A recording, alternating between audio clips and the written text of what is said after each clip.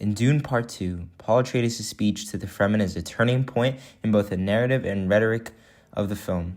Speaking to a people burdened by oppression and promised deliverance for thousands of years, Paul delivers a speech that is more than just a motivational monologue. Paul crafts a speech rich in visionary imagery, communal identity, and a revolutionary resolve. By his deep use of ideas, structure, and language, Paul places and claims himself as a messiah and a war leader. The speech not only works to engage the Fremen to war, but builds their worldview with the use of rhetorical strategy. The structure of Paul's speech intentionally mirrors classical rhetorical frameworks. It actually follows a progression throughout the speech. First, the introduction. Take my life, Usul. It is the only way. I'm pointing the way! Which through claiming authority shows ethos. Paul begins by mentioning prophecy and his divine right, which instantaneously gives him a spiritual credibility among the Fremen. He utilized the revered 1,000-year-old prophetization of the Messiah Lisan al-Gaib to take this credibility. He doesn't simply ask for their loyalty, he deserves it by virtue of being the Lisan al-Gaib. This appeals to ethos by suggesting that following them isn't a choice, but a religious obligation. 2. In the middle, through establishing shared identity, he shows pathos. Paul then switches to making emotional pleas. He talks about being hunted, pain, and lost lives. He blurs the line between leader and people by incorporating his personal story into the larger story of the Fremen, suppression.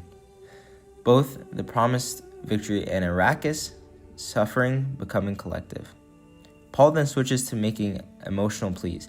He talks about being hunted, pain, and lost lives. He blurs the line between leader and people by incorporating his personal story into the larger story of the Fremen, suppression. Both the promised victory and Arrakis, suffering, become collective. 3. Climax and conclusion. By using a call to action, he invokes logos and pathos. But you think you could have a chance? It's not da Josh. She hochausich. Shizihik ishitama shabito edemashili. The speech's closing moments function as both his logos, mythic logic. If A, I am the one from prophecy, and B, you are the chosen people, then C, we must rise. He doesn't employ statistics or data. Although it feels like a revelation, the conclusion is a demand. The framework is cyclical, and Paul frequently returns to the themes of vision and prophecy to reaffirm his points. This gives the discourse a timeless, almost scriptural air and establishes a ceremonial tone that is suitable for a messianic occasion. The central theme in Paul's speech is transformation, not just the political landscape of the whole planet, but also the Fremen's collective identity. Paul tells the Fremen, essentially, that their times of being survivors under oppression are over, and they must become instruments of fate. One major theme Paul invokes is liberation through belief. Rather than only presenting their military plans/tactics, Paul finally adopts the title of the Lisan al-Gaib and calls on them to believe in him. In doing so, he doesn't only call on them to fight, but he provides their hardship a spiritual meaning. Another important idea is destiny versus agency. Paul connects declaring his rise with the prophecy of Lisan al-Gaib, making it predetermined and is something that has to be. This is notably prevalent as it allows Paul to utilize two key psychological motivators. One, the comfort of fate, that everything happens for a reason, and the thrill of agency, that the Fremen have the power to shape history. By connecting these clashing concepts, Paul solidifies his illusion that obeying him is both divinely unavoidable and a solution.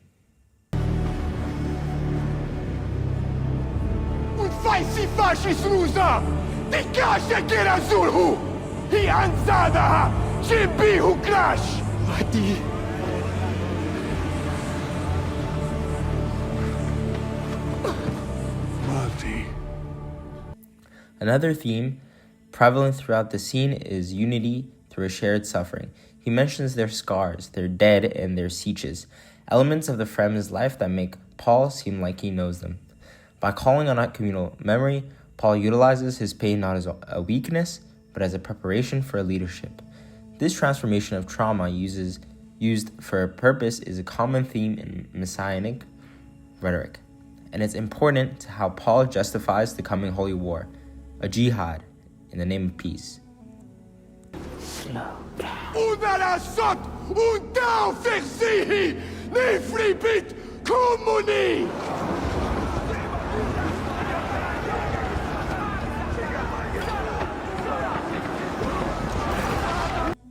Paul's language is the strongest tool he utilizes in his speech.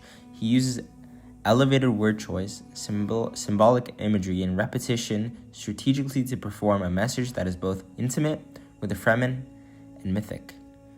First, diction. Paul's word choice moves the discourse into sacred territory.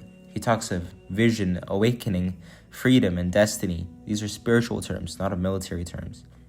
Using abstract nouns instead of specific verbs separates the speech from the everyday and places it in the space of the everlasting. When mentioning the enemy, Paul doesn't say, fight the Harkonnens. He says, overthrow oppression. This universalizes the conflict and makes it morally unambiguous. Shidgim Shari.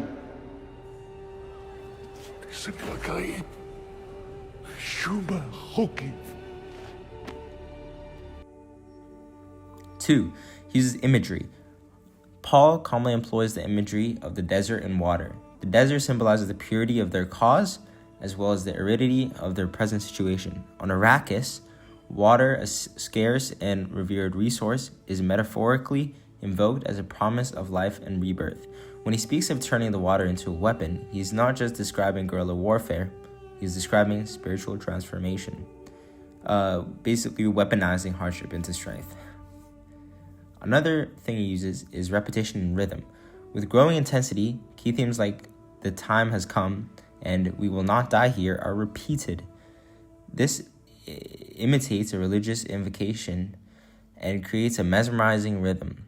It has two effects. It increases the speech's memorability and creates the appearance of inevitable events. Particularly in an oral structure like the Fremen's, if anything is uttered repeatedly and forcibly enough, it becomes true. I am Paul Muad'Dib Atreides, Duke of Arrakis! Erudit Dina Heshidani, Nelisan al-Gaim, Rui di Melaruk, Ashidi! Nelisan al-Gaim!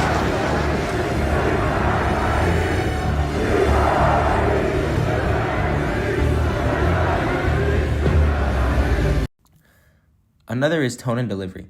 Timothée Chalamet, the actor of Paul Atreides, plays his character with glamour, and his delivery in the film enhances these rhetorical effects. He speaks with a calm resolve that occasionally surges into a fierce urgency. His body language exudes confidence, openness, and reverence through his body language.